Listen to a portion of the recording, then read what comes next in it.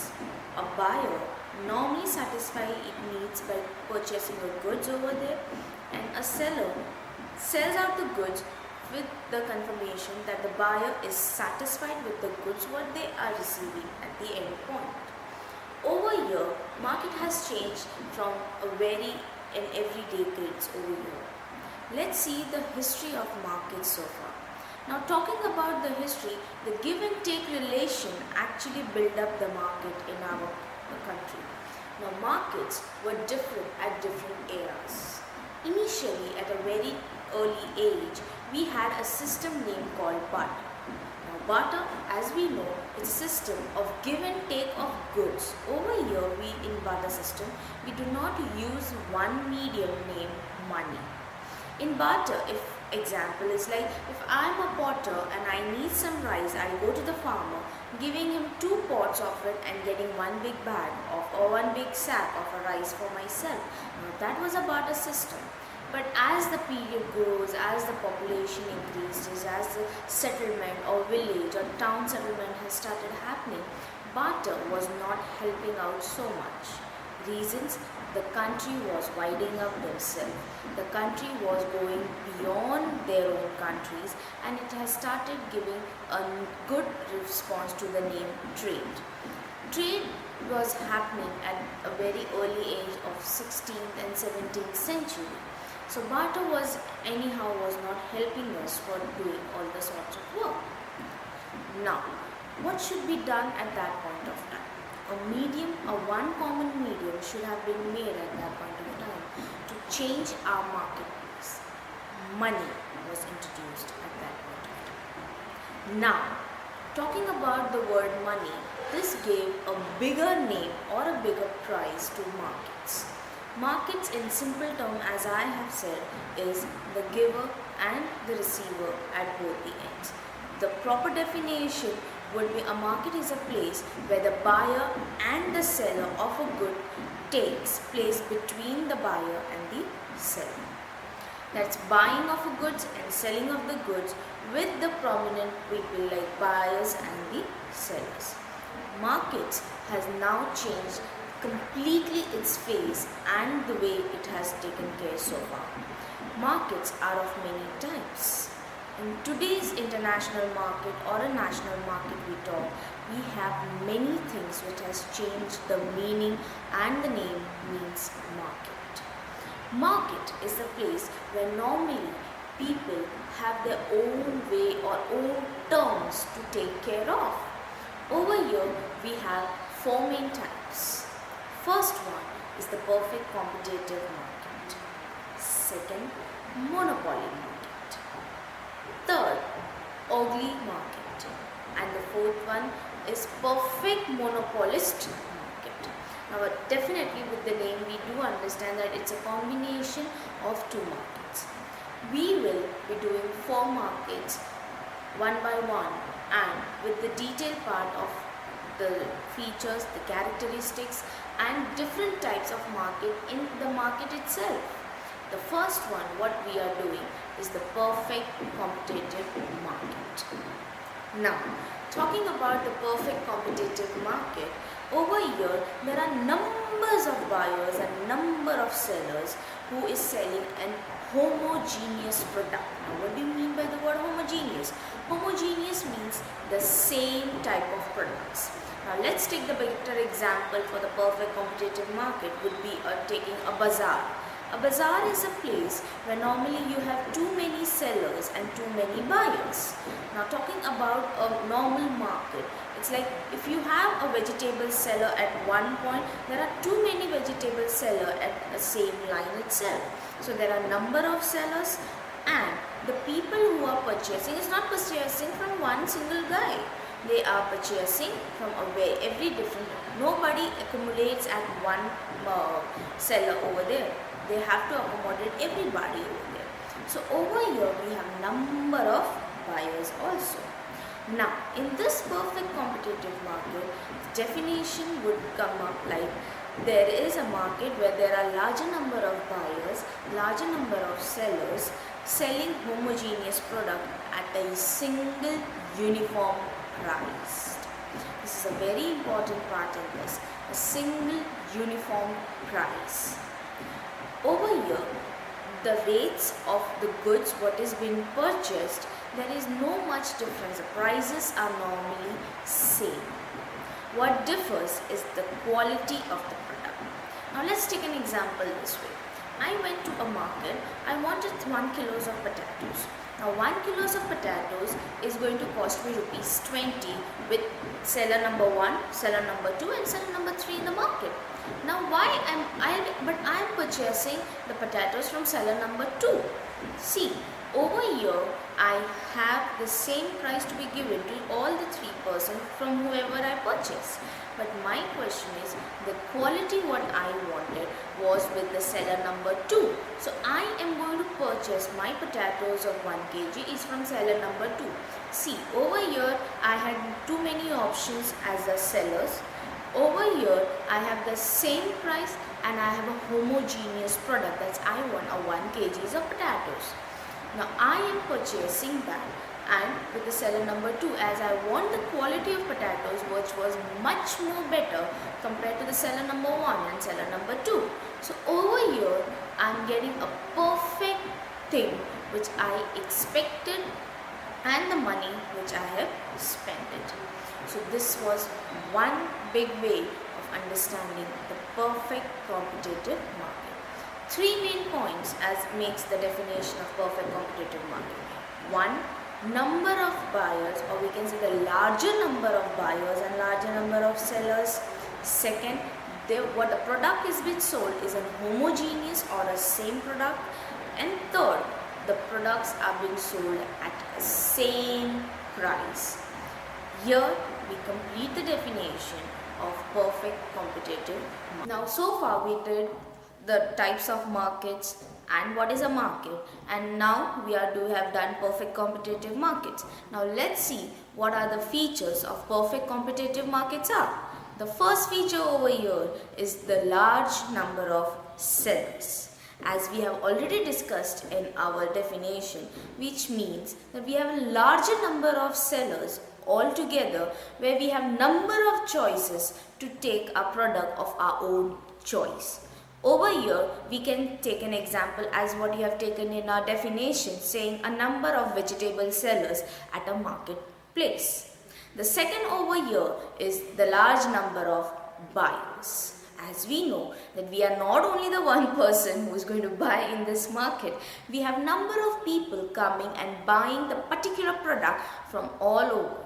Over here, I have took the potatoes from the second seller, but somebody would be comfortable enough to take it from the first or the third seller. So over here, everybody is having a fair chance to present themselves as a buyer and as a seller. Over here we did 2. The third one is the homogeneous goods. As I have said, the definition 3 pillars is large number of buyer, large number of sellers and the homogeneous product. Over here, homogeneous product means the same product is being sold. Well, for this also we can take another example like number of mobile sellers. As we know, it is a prime thing in our country today that number of people are less, but the number of mobiles they use in India, it's comparatively very big.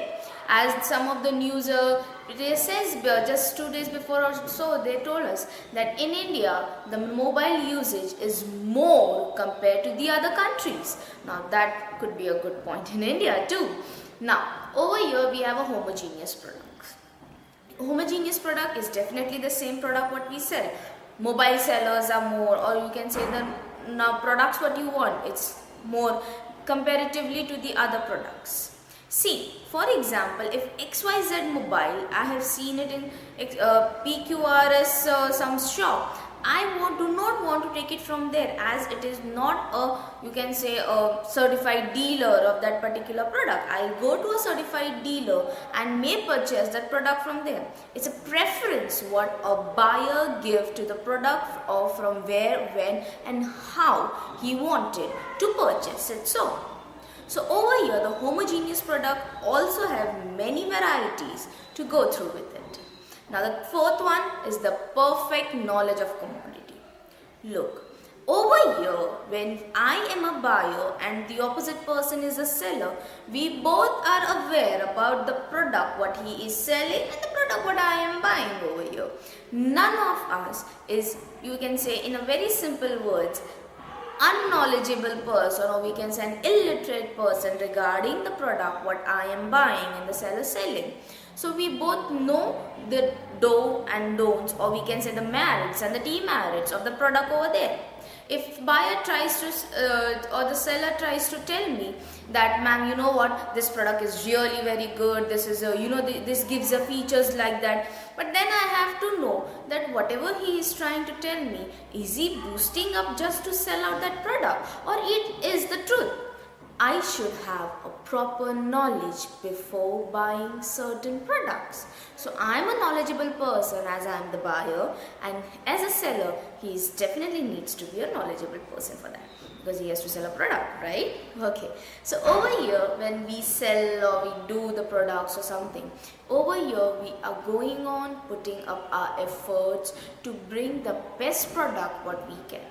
We try as a buyer not to get cheated from the sellers, and that's the reason normally in perfect competitive market the cheating things happens at a very lower percentage. Reason? Because there are number of buyers and number of sellers. Over here in perfect competitive market, off the records what I can tell you is you have to maintain your space as a seller. You have to maintain your certain characteristics as a seller. Now for example, let's take it as I want a mobile from a seller in that shop. He says, ma'am, you know what, this product is so beautiful, it's going to look nice on you and something like that. But then I have to consider, is that so? Is that phone is going to be that useful to me? Now, I may be an introvert person, I do not like to be socialized enough. Then what am I going to do with such a big net connection thing or Wi-Fi things and everything? Definitely I'm not going to purchase that mobile.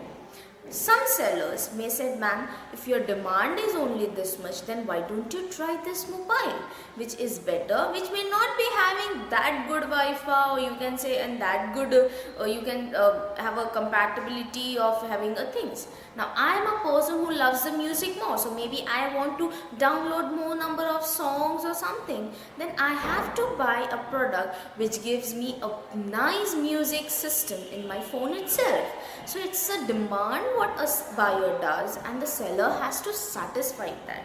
He cannot sell you the product just because it is new in the market and he is just butterflying you over here, saying that, ma'am, this product is too good, you are going to be the first person over here to use this phone, and it's going to be so rich when you put it in your hands or something. It may be giving you a nice attitude or something, but I may not be looking for an attitude, or I may not be looking for certain type of products, so I think I will not take that product, right?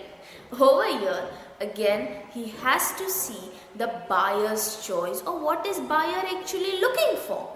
If he goes on giving his inputs for the product just because it has been launched new and he wants to sell out one of the piece of the mobile in his shop, I think that would not be helping it out in the perfect competitive markets. So being an homogeneous product, you have number of choice to be done over here. Fifth one is a uniform price.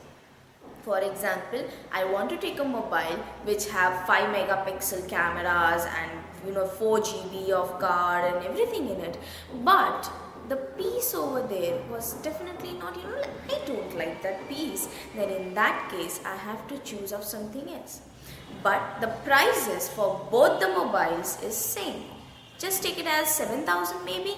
So over here both the products have the same prices, or you can say the same product is being sold in two different shops with a uniform price.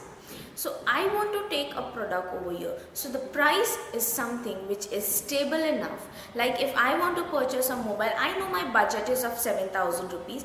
Definitely I'm not going to look out for the 10,000 product. So when the moment I enter the shop of a mobile shop and the seller over there says, ma'am, yes, may I help you or something? Then I tell him that, sir, I'm looking for a nice 5-6 megapixel mobile and something like that. So he said, ma'am, what is your budget? Then I said, okay, like nearly 6,000, 6,500. Because if I tell him already 7,000, he's going to show me the product of 9,000.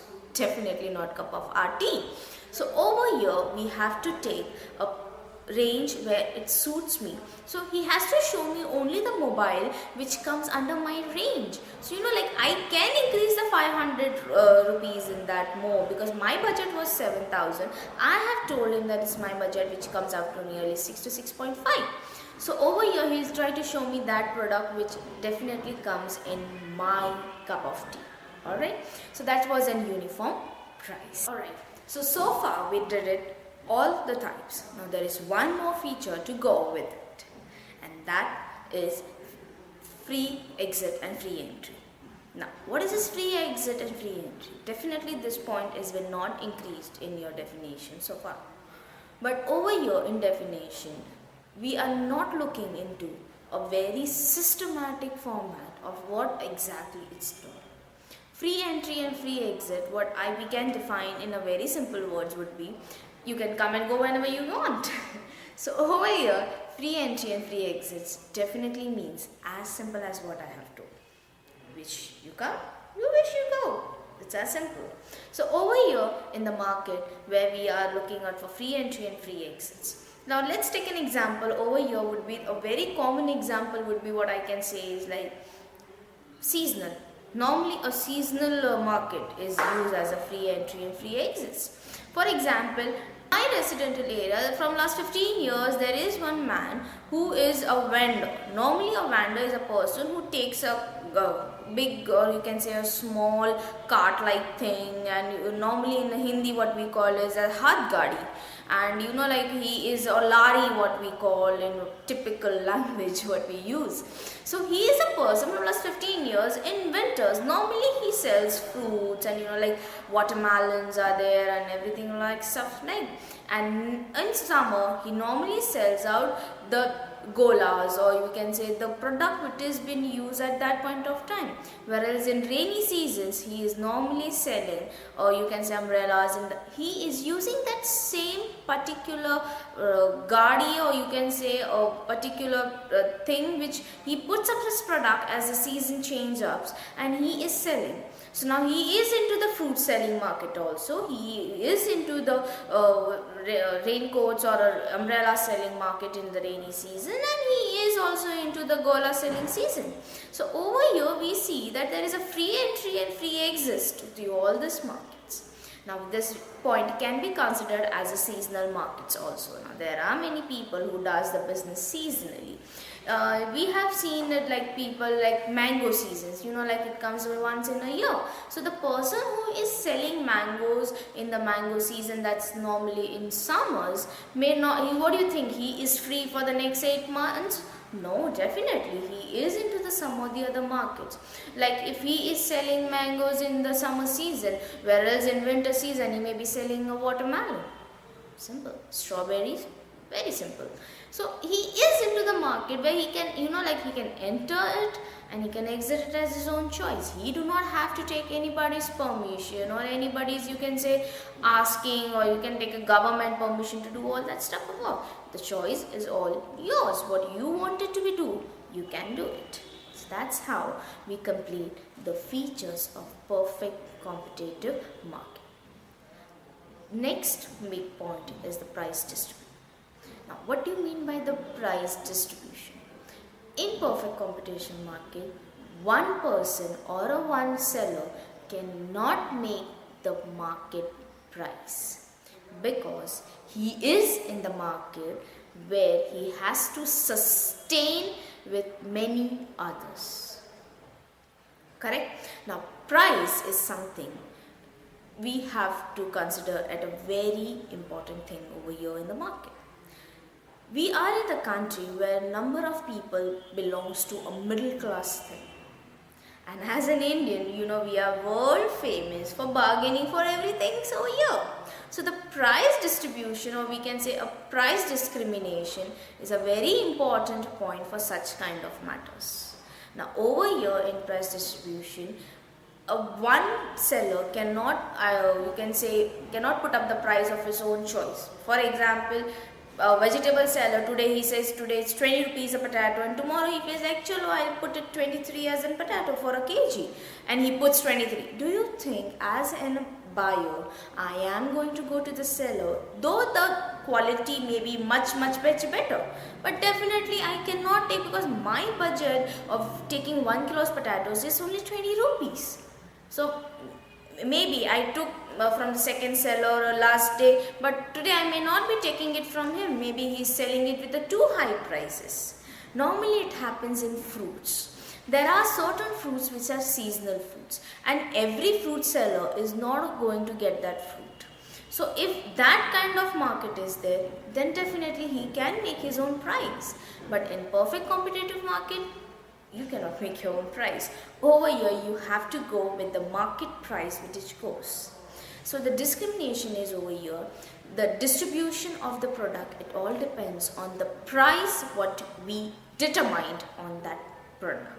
Alright, now let's take an example that I have to purchase a potatoes which tells that 20 rupees a kg. Alright, now there is one seller who says 25 rupees a kg. I am sure that the marginal things over here where we see into the graph, it definitely changes. See, the demand of the product and the purchase of a product is a two different story. We have to consider the consumer's budget over here. The price distribution gives a fair chance to the buyer and to the seller to, you can say, and fulfill their own needs by, like na aapka na mera, something like nuksan nahi hona. So when I do a bargaining, I am definitely putting my foot front, saying that if it's 20 rupees a kg, I am purchasing, and if it's only 25 rupees, I am not purchasing.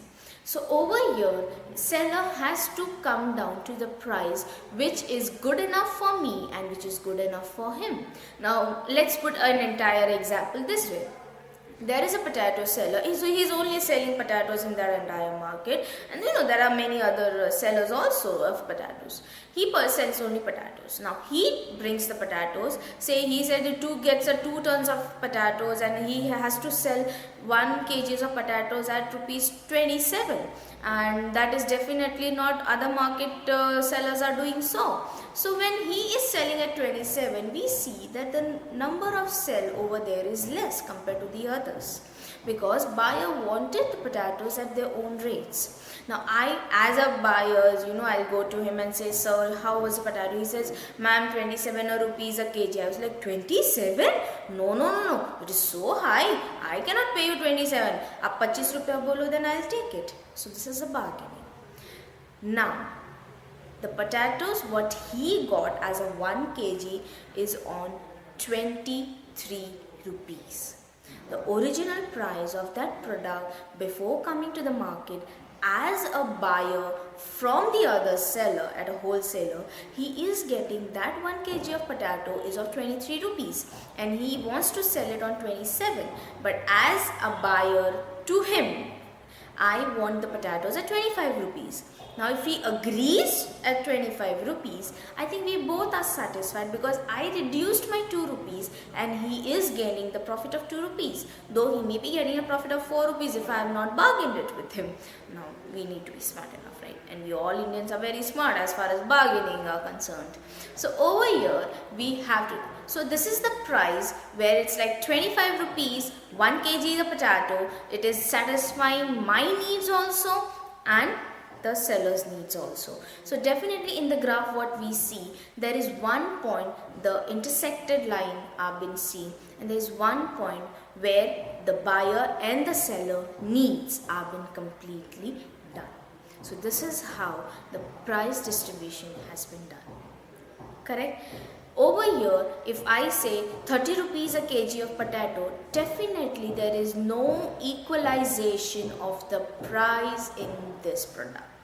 I think as a product to be got sold, it needs to be an equilibrium where both the person are having a proper number, or you can say a proper satisfaction of both the sides. Even if the satisfaction is on one side, let me tell you, the price equilibrium is definitely not at an equal point.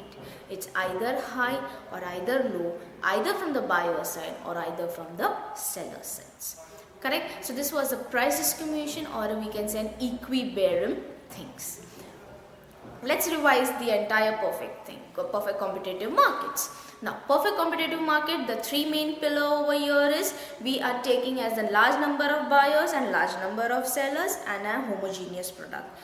This is the definition what we consider. The features, if we go on to the first point, large number of buyers. Second point, large number of sellers. Third point, a homogeneous product. Fourth point, we can say free entry and free exist. And the fifth point was it can change the price. We have a very, you can say, a sustained price, or we cannot change it on one choices or something. Correct? This was the 5 main points, or we can say 5 main features of perfect competition. And the last we can include is the equilibrium of perfect competition, where the price needs to be at a certain level where the buyer and the seller both are completely satisfied by not gaining any sorts of losses on either side. That's what we have done. There were 3 main cases we have discussed as far as equilibrium is concerned. One, a person selling 1 kg of potatoes of rupees 27. That was a one thing. Well, you can see the price is high, but the product is over here. The seller is gaining more profit rather than and the buyer is not satisfied. Definitely, the graph over here is not an equilibrium. Second main thing what we took it was, buyers is selling at the 25 rupees what a seller wants them to. Seller is gaining 2 rupees of profit as he has received the 1 kg of potatoes for 23 rupees. Over here, buyer and the seller both is satisfied. So over here, the 2 intersected lines have been coming up, and there is one common point where the satisfaction is being seen by the buyers and by the sellers. Now this is called as a price discrimination or an equilibrium of the price distribution. Third one, over here, buyer says, no, I'm not going to give you 25 rupees, I'm going to give you 20 rupees. Over here, seller is not gaining any sorts of profit. In fact, the loss has been seen of rupees 3 as far as he is concerned. And over here, seller is not happy, whereas buyer is happy. So this was the 3 main examples or 3 main cases what we can say. And there are 3 different graphs showing us a profit at one of the buyers, profit one of the seller, and one graph where the profit has been seen at both, because there is a 2 intersecting line at one common point. Correct? Now the next one what we are going to take is a second market, which is a monopoly market, which is a very interesting market in all the business and trade. Alright, so now it's time to do a monopoly market. We have done perfect competitive market and now monopoly market. Now monopoly market, as the name itself suggests us, mono means once and poly means the seller. This is taken it from the Latin roots. Now monopoly market, as the name itself tells us, that there is only one seller in the entire market. For example, we can take, there is a baby products in all over India which is sold by XYZ company. Now he is only one company who is selling out the product as a baby products.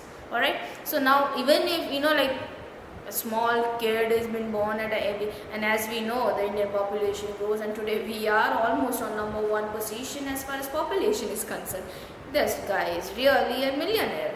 So over here, even that product is been sold at this market price. He is the person who is only the dealer, or we can say only a seller in the entire market to take care of all that stuff. He is a price maker. He is only the person who is distributing the entire series of product in the market. So even if you ask a normal person that which baby product do you use for your babies, without blinking the eyes also, anybody will tell you it's XYZ product. So over here, when we talk about the monopoly market, he is a price maker. We do not have a nearby substitute to any of that product. Let's consider the baby food. Now for example, I know that certain baby food is really good with iron or protein or good, but he is only one seller, and if he wishes to sell that particular product at, you can say, 100 rupees of 100 grams, you cannot bargain at that point of time saying that no, this is really too high, I cannot. This is a monopoly market. If he says 100 rupees for 100 grams, you have to pay 100 rupees. So over here you cannot bargain on any of these parts, you cannot take the particular things on that quotations, you have to pay something what has been given. Reason, there is no near substitute to that product. As it is a need in every point, so we have to. We cannot see our budget, or we cannot say, okay, chalo, if you do not have, I'll go to some other buyer. No, you cannot say that, because he is only the buyer in the market. The reasons behind the monopoly market: one, there is no substitute to it, or we can say a nearby future also do not have a substitute to it. Second, the product has already been established for a very long period. Third, the goodwill and the trust what a buyer keeps on it. Fourth, we can say that the prices are it is a very much high, because it's a monopoly market and it's only the seller who sets up the price. He do not has to take a permission, or he do not has to consider that okay, if I increase my price, my product is going to get sold or not. No, he will not, because he knows his product is going to get sold, because he is only the solo dealer in all these particular products. So over here, when we see such kind of monopoly markets, the product sell is at a very high cost. Alright, so this is the definition of monopoly market: a market which sustains on a solo man, or we can say a solo dealers or solo sellers of the particular product, and has no nearby, or you can say a closer substitute to the particular product. It is known as a monopoly market. Now, features of monopoly market. As we know that perfect competition had a feature, same way over here also we have features of monopoly markets. The first feature is large number of buyers. Okay, so as we know, the number of buyers are really going to be large, because certain products it's very basic that you do require at a very basic age for everybody. Like baby products or baby food or something which you do not get it at every general store or something. You have a proper baby product stores, or you can say proper baby shops you have all over, and you have to go and purchase that certain things from there itself. So we have number of buyers. Over here we have only one seller. Alright, so over here we have only one seller which is selling out the product, and it is definitely looking into the particular margin.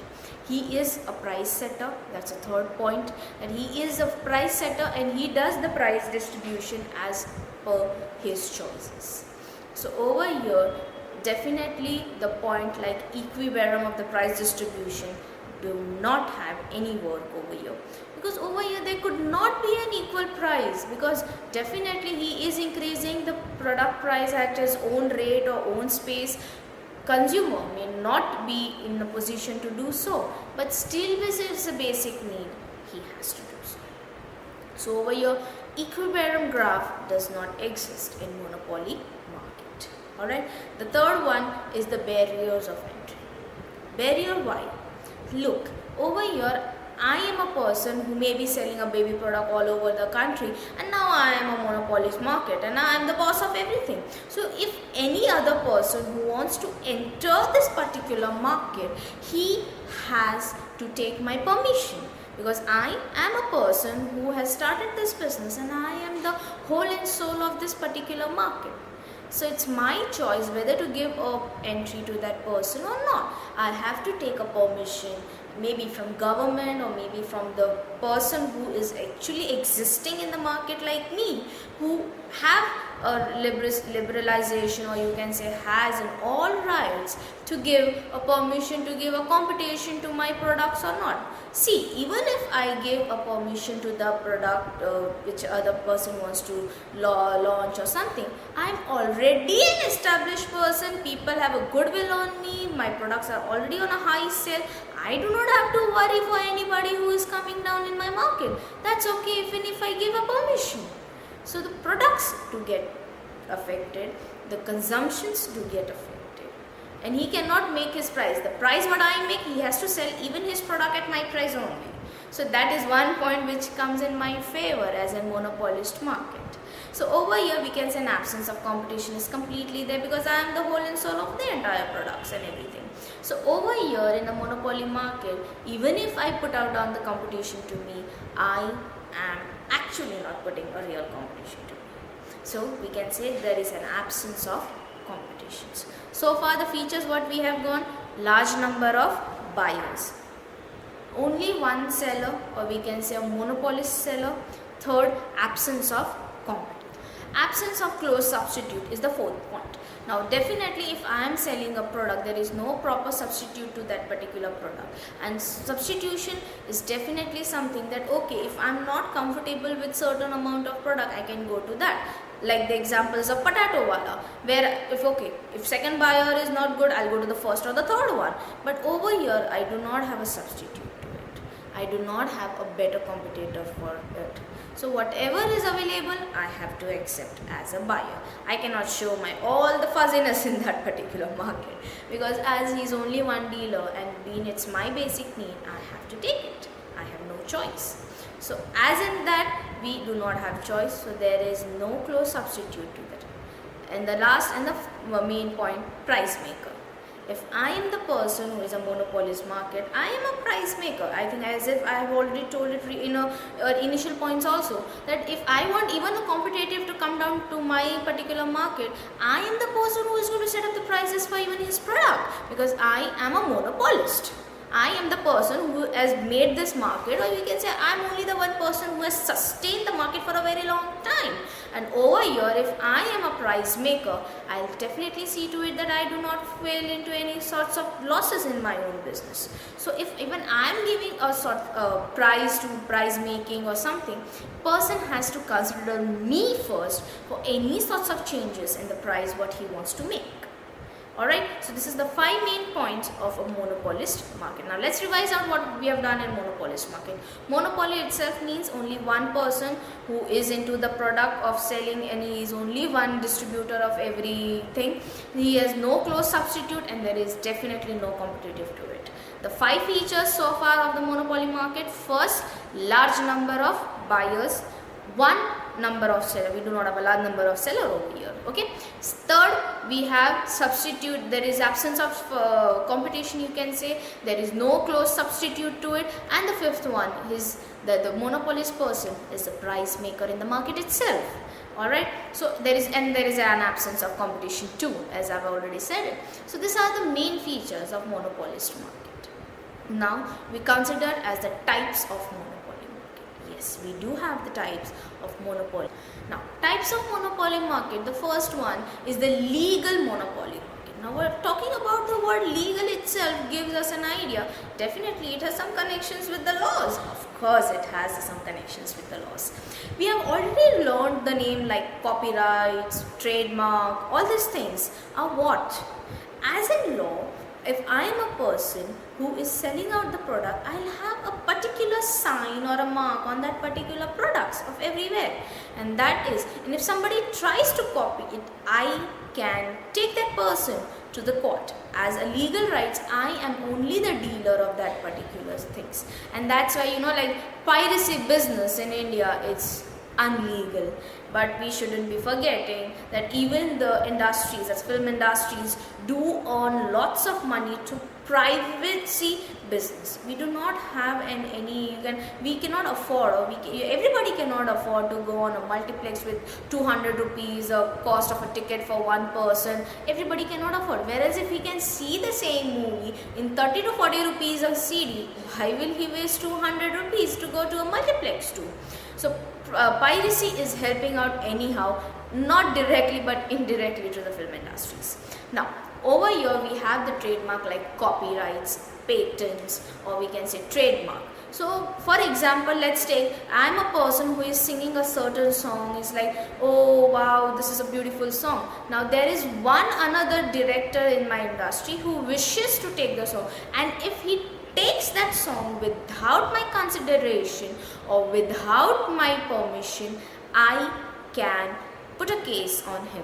Reason, it's my copyrights. I have already copyrighted that song, and if he tries to use that song without my permission or without any sorts of legal talk with me, I can definitely take him to the court. So if it's a copyright thing, you have to take a permission from the person who has a copyrights of it.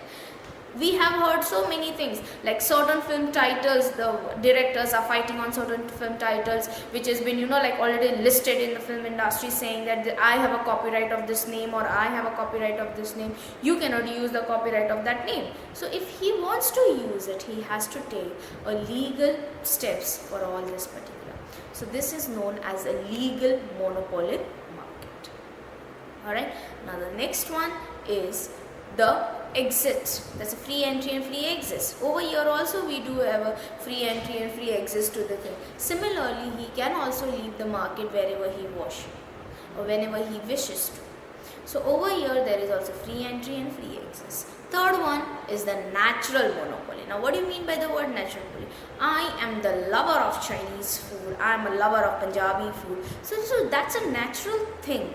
In every hotel you go, and every you get a food whatever you wishes to, but it's like like I like the Chinese from some, you can say, Chinese XYZ restaurant. So he is, you can say, a person who is having a monopoly of making certain types of Chinese the way he wants to. He has a way, or he said he have a secret recipe to make the all dishes what he wants, and the taste is really good in that case. So I like it there. Chinese has been available at every restaurants today you go, but people still say so the Chinese food what he is selling is definitely his USP in our today's language, what we young people use it today.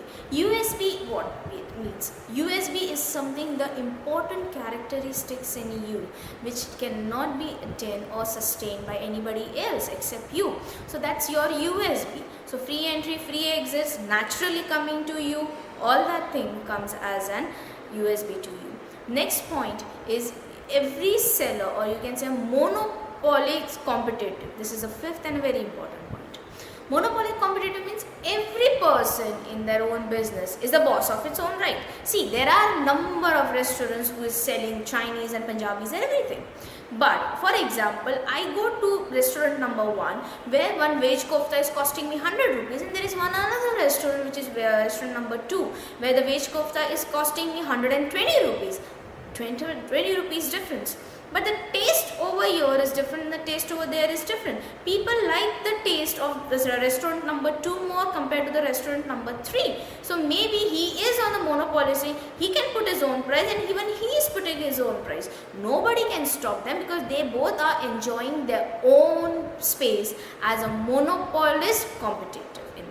Well, we can say many pizza huts, or you can say many pizza outlets everywhere.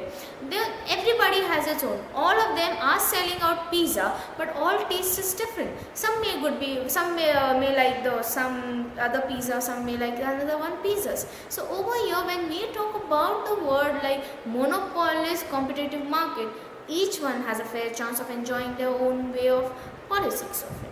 Alright, so this is how we complete the types of monopoly market. First point over here is the legal monopolist. Second, we can say a natural monopolist. Third, free entry, free exist. Fourth one, we have a price maker. And the fifth one, we can say that it has a large number of monopolies.